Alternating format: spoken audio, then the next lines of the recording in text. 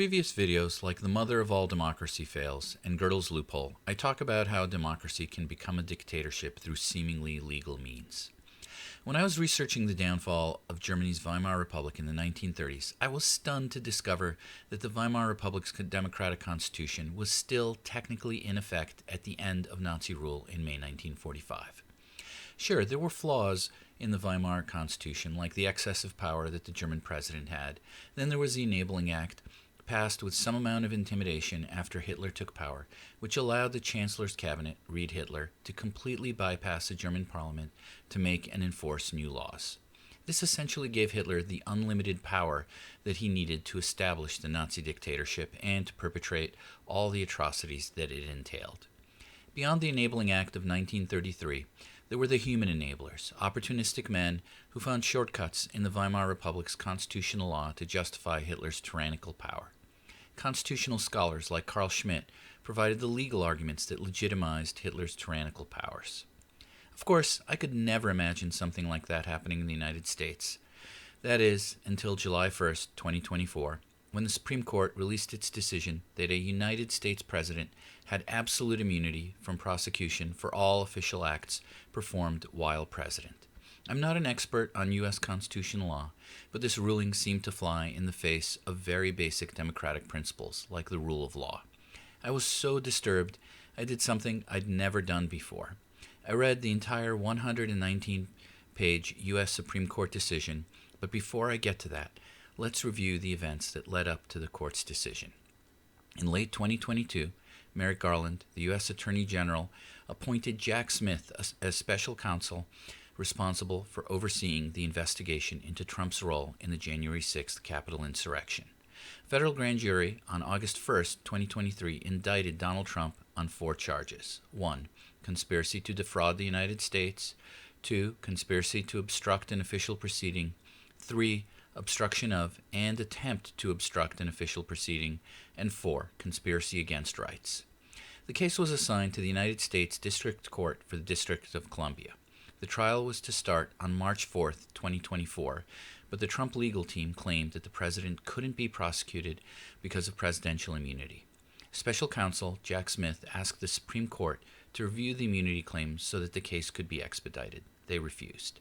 District Judge Tanya Chutkin, an Obama appointee who had been randomly assigned to the case, would not schedule the trial until the D.C. Court of Appeals issued a ruling on whether or not Trump was immune from prosecution. The appellate case was interesting to say the least. Trump's legal team argued that the president enjoyed absolute immunity for all official acts performed while president. Justice Florence Pan, a Biden appointee, presented the following hypothetical to Trump's lawyer. You're saying a president could sell pardons, could sell military secrets, could order SEAL Team 6 to assassinate a political rival. To which Trump's lawyer responded that the Constitution would only allow him to be impeached by the House of Representatives and convicted by the Senate. Of course, this is a ridiculous scenario when you consider what an unscrupulous president can do. For example, a president could sell national security secrets during his or her last hours in office, when there would be no time for congressional impeachment or conviction. Another justice on the 3-judge panel, Judge Karen LaCraft Henderson, a George H.W. Bush appointee, had this to say. I think it's paradoxical to say that Trump's constitutional duty to take care that the laws be faithfully executed allows him to violate criminal law.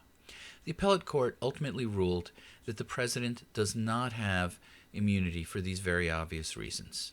Trump's legal team then appealed the case to the Supreme Court. This time, they agreed to hear it. On April 25, 2024, the Supreme Court heard oral arguments from the government and Trump's legal team. While the appellate court decision had been unanimous across 1 conservative and 2 liberal judges, the initial Supreme Court hearing hinted that the decision would fall along partisan lines.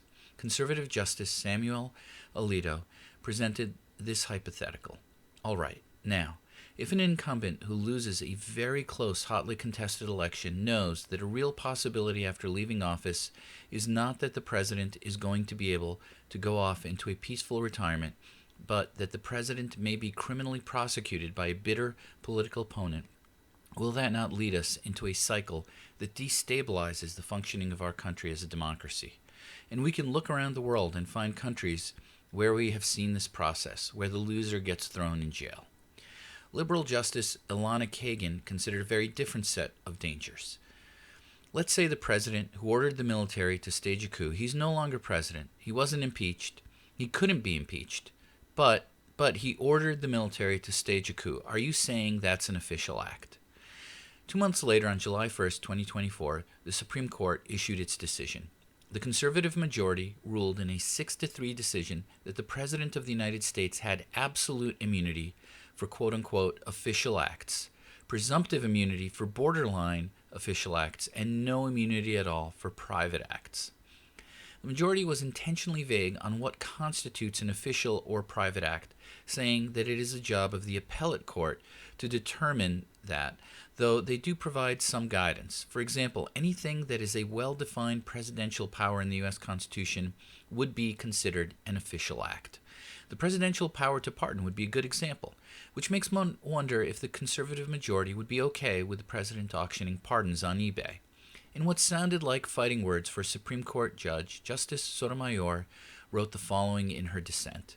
The court now confronts a question it has never had to answer in the nation's history: whether a former president enjoys immunity from federal criminal prosecution. The majority thinks he should, and so it invents an atextual, ahistorical, and unjustifiable immunity that puts the president above the law.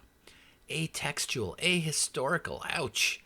I think what she's trying to say here is that there is nothing in the Constitution or legal precedents that would provide any justification for the conservative majority's decision.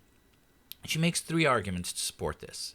The first is that the original framers had provided some immunity for legislators in the Constitution.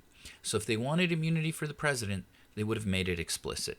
The second is that multiple state constitutions had provided some immunity for governors, something the Constitution's framers would have been aware of, and yet they did not include any similar articles in the Constitution. Had they wanted presidential immunity for the federal executive, it seems that they had examples to draw from. The third is that the language from the Judgment Clause in Article 1, Section 3 of the Constitution specifically states that an official impeached and convicted by Congress shall nevertheless be liable and subject to indictment, trial, judgment, and punishment according to the law. So what is the justification the conservative majority provided for presidential legal immunity? There are 2 main thrusts of their argument. The first is that criminalizing a president's acts violates the constitutional separation of powers. In the words of the majority's decision, it follows that an act of Congress, either specific one targeted at the president or a generally applicable one, may not criminalize the president's actions within his exclusive constitutional power. Neither may the courts adjudicate a criminal prosecution that examines such presidential actions. We thus conclude that the president is absolutely immune from criminal prosecution for conduct within his exclusive sphere of constitutional authority. To justify their argument further, they cite an originalist argument. Originalism is a legal doctrine that believes that the Constitution can only be interpreted through the presumed intent of the American founders. The conservative majority claimed that Alexander Hamilton had envisioned a vigorous and energetic executive. They explained that the purpose of a vigorous and energetic executive, they thought, meaning the founders, was to ensure good government, for a feeble executive implies a feeble execution of the government. The conservative majority also cites a previous Supreme Court case, Nixon versus Fitzgerald, to bolster the argument for absolute presidential immunity for official presidential acts. This case was the result of a lawsuit brought by an employee of the Air Force who argued that President Richard Nixon had been responsible for his firing because he had ordered a reorganization at the Air Force. The Supreme Court at that time ruled that a sitting president could not be the subject of a civil suit stemming from his acts as the president. The court ruled that our dominant concern was to avoid diversion of the president's attention during the decision-making process caused by needless worry as to the possibility of damages action stemming from any particular official decision. The majority of the current Supreme Court similarly feels that concern about criminal liability would similarly impede a president from making official decisions.